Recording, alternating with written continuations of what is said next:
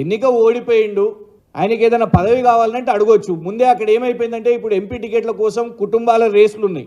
బట్టి విక్రమార్క గారు సతీమణి, బట్టి విక్రమార్క గారి సోదరులు, పొంగులేటి శ్రీనివాసరెడ్డి గారి తమ్ముడు, ముఖ్యమంత్రి గారి తమ్ముడు, జానారెడ్డి గారి పెద్ద కొడుకు, ఇది అయ్యేసరికి ఇప్పుడు మైనంపల్లి హనుమంతరావు వెనుకబడుతున్నా కావచ్చు అని ఆయన ప్రెస్ మీట్లు. పోనీ ప్రెస్ మీట్ పెడితే ఇట్లాంటి కేడీల గురించి ఇవేమన్నా మాట్లాడతారా అంటే అది కాదు.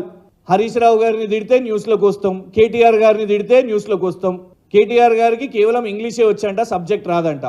మైనంపల్లి హనుమంతరావు ఎంత కన్ఫ్యూజ్డ్ మనిషి అంటే ఒకసారి ఆయన ఎన్నికల అఫిడవిట్లో బీబీఏ డిగ్రీ అని పెడతాడు, ఇంకోసారి మళ్ళా ఇంటర్మీడియట్ అని పెడతాడు. అరే పోనీ డిగ్రీయా ఇంటర్మీడియటా అని అడిగితే ఎందుకు వచ్చిన పంచాయతీ అని ఈసారి ఎన్నికల అఫిడవిట్లో ఏ డిగ్రీ పెట్టలేదు, ఇంటర్మీడియట్ పెట్టలేదు, డిగ్రీ పెట్టలేదు. ఇంతకు ఏం చదువుకున్నాడో తెలియదు. గట్లాంటి వ్యక్తి కేటీఆర్ గారి చదువు గురించి మాట్లాడొచ్చునా? వాళ్ళ కొడుకు డాక్టర్ అనుకుంటా, ఒరిజినల్ డాక్టరో ఏం డాక్టరో మాకు తెలియదు. ట్రీట్మెంట్ ఇవ్వాలి మైనంపల్లి హనుమంతరావు అనే వ్యక్తికి.